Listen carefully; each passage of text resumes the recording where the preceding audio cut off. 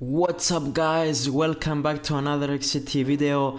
And I know that on my previous video I told you to vote what you want to see on this video, and many of you guys have voted to see a video about how to get shredded.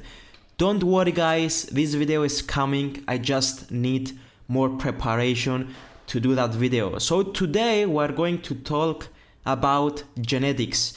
So you are going to find out if you have good genetics, and I'm also going to find out if I have good genetics. Maybe I don't have good genetics. So I made a list about 6 things to consider to see if you have good genetics, and this is not only for men, it's also for women. So let's discuss about this list right now. So here is the list guys, as you can see. So the first thing to consider in the list is gain muscle easy. I'm sure many of you guys, you have friends that they don't work out at all at any gym and they have good amount of muscle mass. So these guys, they can gain muscle very easy. They don't work out and they gain muscle. I don't know how is this possible. This is genetics. I'm sure many of you have those friends, and I also have friends that they don't go to the gym and they have good amount of muscle mass and they can gain muscle very easy. So that's the first thing to consider to see if you have good genetics. Second thing, lose fat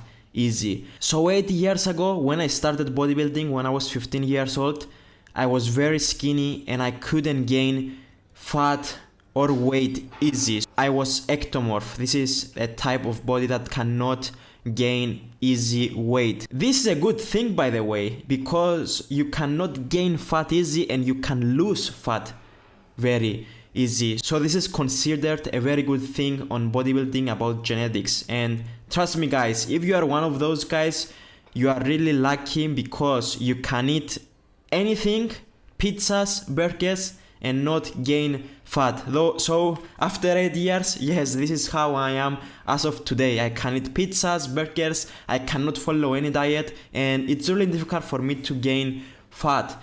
So the next thing is gain strength easy. I'm sure many of you guys, you can start, for example, an exercise. So if every week you can lift heavier at any exercise in the gym, or just particular exercises like, for example, deadlift, squat, then you can gain strength very easy, and this is considered as a very good genetics. So the fourth thing to consider in the list is good proportions, and this is one of my favorite. So what I mean by good proportions, if you have small waist and a big back, then you have good genetics. Honestly, small waist is the key to bodybuilding, and not just for men, also for women. I'm going to show you also how to give the illusion to other people that you have small waist. Of course, this is going to be on an upcoming video because honestly it's a completely different topic, and I'm going to show you an example of bad proportions here. So as you can see, this guy, his waist and his shoulder is at the same position. I mean, I have a line, a straight line, as you can see, a straight vertical line, and you can see that his waist is at the same as his shoulders. So this is considered as bad genetics. And as I said, this is not just for men, this is also for women. For women, what you need to consider mostly is hip to waist ratio, and I'm going to show you a picture right now to see what I mean by this. So the next thing to consider is muscle bellies and 3D illusion. I'm going to show you exactly what I mean by this picture. So this picture, as you can see, there are 3 biceps. The one on the left is called short muscle bellies. Why is short muscle bellies? Because there is a space of 3 fingers between the forearm and the bicep. And the one picture on the right, which is the best genetics in my opinion, you can see that this is long muscle bellies.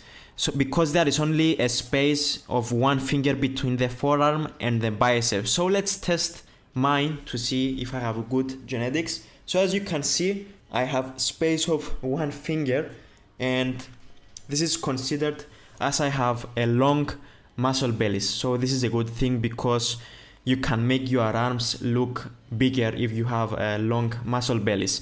So what I mean by 3D illusion? 3D illusion, it is very difficult to explain.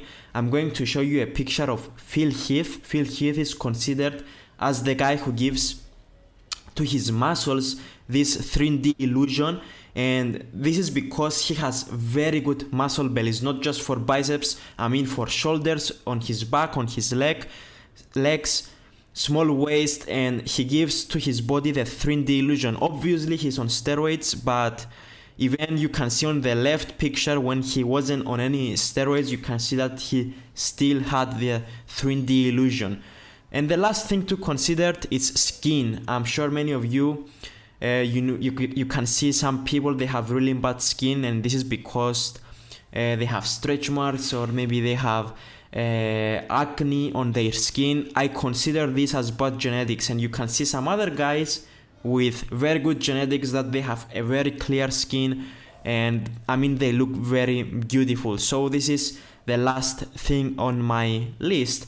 So let me know, guys, do you have good genetics? And you don't need to have all of them to be considered as good genetics, but if you have all of them, you are really lucky, honestly. So let me know, guys, in the comments if you have any of this on your body. Do you gain muscle easy? Do you lose fat easy? Gain strength easy? Do you have good proportions?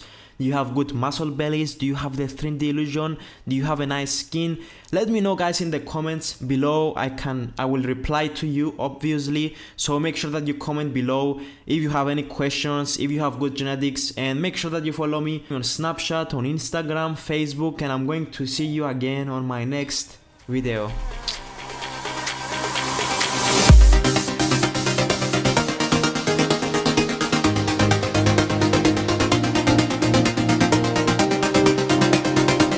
Had to go and study to university. So in 2013 I continue my bodybuilding career. Okay, actually I didn't have any bodybuilding career because I wasn't doing anything back in the days, but I also had a YouTube channel, if you remember me, guys, from my previous